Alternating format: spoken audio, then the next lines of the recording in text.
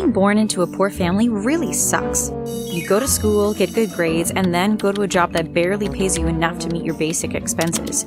I would often dream of things I would buy, such as cars, houses, clothes, shoes. If only I had a way out of this paycheck-to-paycheck lifestyle, I would take it in a heartbeat. Before I continue sharing my story, don't forget to like, share, and subscribe to our channel. Hit that notification button and you will become rich within the next 5 years. Dave and I met at the mall. I was purchasing some new work clothes when my card was declined. I was so embarrassed. He was next in line and offered to purchase my items. He asked if he could take me to lunch after, and I said yes. After going on a few dates, we decided to date exclusively. Unlike my previous boyfriends who ran to the bathroom before the check came or snuck us into the cinema, Dave showered me with gifts and actually paid the bill when we ate at restaurants. After a date with Dave, I would often go to work and boast about our date the day before. Last night, Dave and I went to La Chair. You know, you have to get reservations months in advance to even step into that place. After we had a lobster dinner, we took a ride in the limo around the city. I kept pictures of me and Dave stuck on my cubicle walls so everyone would know that I not only had a man, but a rich one at that. My plan was to keep this rich man in my life by any means possible, which also meant being protective of him and removing any female that I thought was a threat to our relationship. I must admit, yes, I am a bit of the jealous type, but who isn't?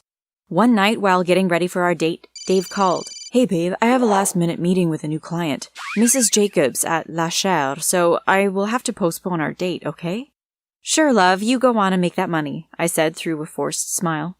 Dave and I hung up and I screamed, "How dare he take some heifer to our spot?" I changed from my red dress and pulled on black sweatpants and sweatshirt. I grabbed my car keys and headed to La Chair. I parked a little away and walked towards La Chair. They had a beautiful open window so that I was able to see inside. There was my boyfriend laughing and drinking with her. After 3 hours, I saw Dave and the woman come out of the restaurant. I watched as he walked her to her car and gave her a kiss on the cheek before she got in. After she got into her car from the meeting, I followed her. On returning home, I wondered if I was making a mountain of a molehill. I hardly slept that night. The next day, Dave and I had lunch together. "So, how was your meeting yesterday?" I asked casually. "It was great. Mrs. Jacobs is excited to start working with us. I made the adjustments she wanted to the contract, but now I can't get a hold of her." "I'm sure she will turn up soon," I assured him. During lunch, Dave got a phone call. It was Mrs. Jacobs' assistant. Dave had a look of horror on his face when he came off the call. "What's wrong, Dave?" I asked. "It's Mrs. Jacobs. They found her car off a precipice off Old St. George's Road. They said she lost control of the vehicle and she died on impact." "Oh no," I mumbled. We ate the rest of our lunch silently. When we were finished, Dave paid the bill and we left. Dave walked me to my car. His facial expression changed to one of concern when he noticed I had a scratch on the front bumper of my car. "Babe, what happened to your car?" he said. I looked at him confused. "What are you talking about?" He leaned over and outlined the scratch and said, "This. What happened to your car?" I moved closer to Dave to see what he was talking about. "What the hell?" I said. "That wasn't there before. Someone scratched my car and had the audacity to just leave." I threw my hands up in the air. "Don't worry, babe. I'll pay to get it fixed," Dave said. "Are you sure?" I asked. "Of course I'm sure. I would do anything for my baby," he said as he pulled me into a quick kiss. "You really are the best. Okay, I have to run. I don't want to return to the office late." I jumped into my car and headed back to work. The next few days were tough on Dave after the disappearance of Mrs. Jacob. Dave started talking about his cabin on the lake. I was so excited when he invited me there to spend the weekend. He said he needed some time to clear his head. I was so excited to be away for the weekend, just me and him. When the doorbell rang, I ran to open it. However, I wasn't prepared for who I saw standing in front of me. Dave?" I said as I looked at him, then at the gorgeous brunette that was standing next to him with a smile on her face. "Hi, babe, this is Jade, my cousin," Dave said as he placed his hand casually around Jade's shoulders. Jade extended her hand towards me and I shook it. "Dave has told me so much about you. He really is a great guy," Jade said, looking up at Dave affectionately. "So, babe, are you going to let us in?" Dave asked. "Sure," I said as I moved to the side to let him in. I was boiling inside. How dare he bring another woman on our first weekend getaway? Who does that? "Hey, babe, I still have a few things to pack. Do you want to help?" I asked, taking his hand. "Sure, babe," he said, then turned to Jade. "I'll be back." Jade nodded. As soon as I closed my bedroom door behind us, I turned to Dave and said in a hushed tone, "What is she doing here? I thought that this weekend was a weekend getaway for two. We don't need a third wheel, Dave, I snapped.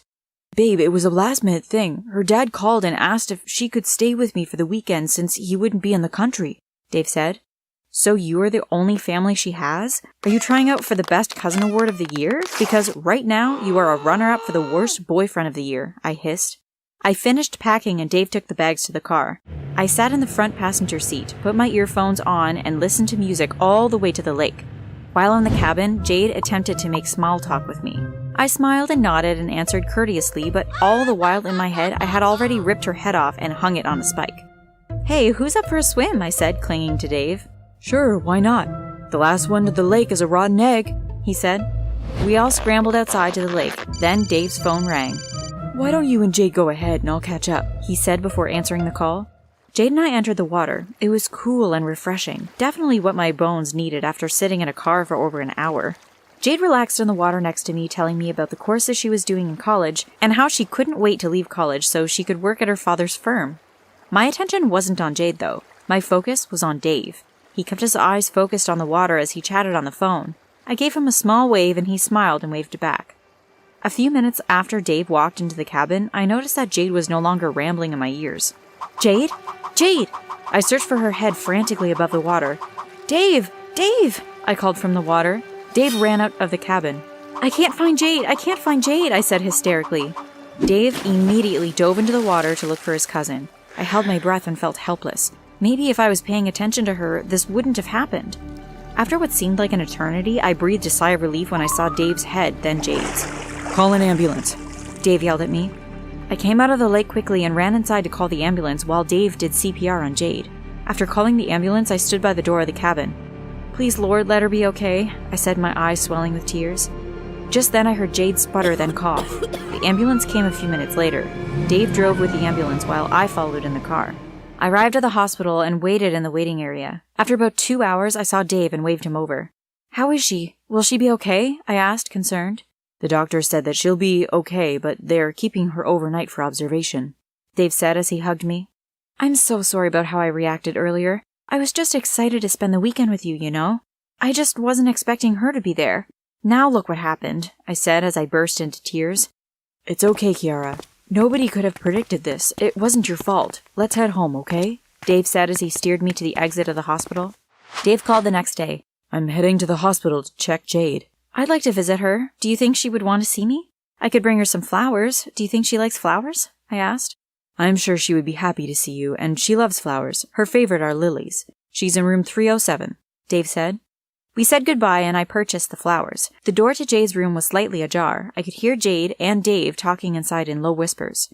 I'm telling you, Kiara had something to do with my accident. I was the junior swimmer championship winner 3 years in a row. There isn't any way I would just go under the water unless I was held, said Jade. Stop being so paranoid, Jade. Dave sounded unconcerned. Kiara has been nothing but good to me. She isn't a killer. Yesterday was just a freak accident. I waited a few seconds before knocking on the door. Can I come in? I said softly. Before Jade could answer, Dave said, Hi, baby. Sure, come on in. I walked into the room and handed the flowers to Jade and said, I'm so sorry about my attitude yesterday. I just wasn't expecting Dave to bring company on our first weekend together. Can you forgive me? Jade looked at me and said coldly, If anything happens to Dave, you will be the first person that I will be checking. My eyes widened. What are you talking about? Jade turned away from me and said nothing. I turned to Dave. What is she talking about? I asked, puzzled. Nothing, Dave said, scratching behind his head. Look, Jade, I called Uncle Ralph and he'll be here shortly to take you home. Dave kissed Jade on the cheek, took my hand, and walked out of the hospital. It was Valentine's Day, and Dave said that he had a grand surprise for me. However, there was a business function that he needed to attend first. I honestly didn't mind since I also had a work function to attend. While sitting through one of the boring speeches, the waiters were serving drinks. The coworker next to me nudged my arm and pointed discreetly. Isn't that Dave? She asked. Where? I said, looking around the room. Over there by the door serving drinks, she said smugly. I reluctantly turned my head in the direction that my coworker pointed. There were hushed whispers at my table from my other coworkers. My eyes grew wide as there stood Dave in a black and white uniform with a serving tray in hand. I composed myself before I got up from the table and walked in the direction of where Dave stood. What the hell is going on? I hissed. Dave looked like a cat that caught the canary. You better say something before I change the entire atmosphere up in here, I snarled. I'm not who you think I am, Dave said as he tried to touch my arm, and I pulled away. I'm not rich. I actually work for my uncle. He's this big executive and he's always away. He ensures that I have enough cash to entertain his clients in his absence. I actually still live at home with my parents and do odd jobs to make ends meet. I took one of the drinks off the serving tray and threw it in his face. So you lied to me and made me look like a fool? Don't you dare come near me ever again. And don't bother calling, I said before turning and walking away. I woke up the next day to the sound of knocking on my door. Mrs. Joseph, it's the police, the voice said on the other side of the door. I walked to the door groggily and opened it. How can I help you? I asked. Mrs. Joseph, when was the last time you saw Mr. Dave Warren? Last time I saw him was last night when we broke up. What's this about? I asked. A feeling of dread came over me. I lifted my hand to remove a strand of hair from my eyes. I held my breath as one of the officers said, Mrs. Joseph, what's that on your hands, ma'am?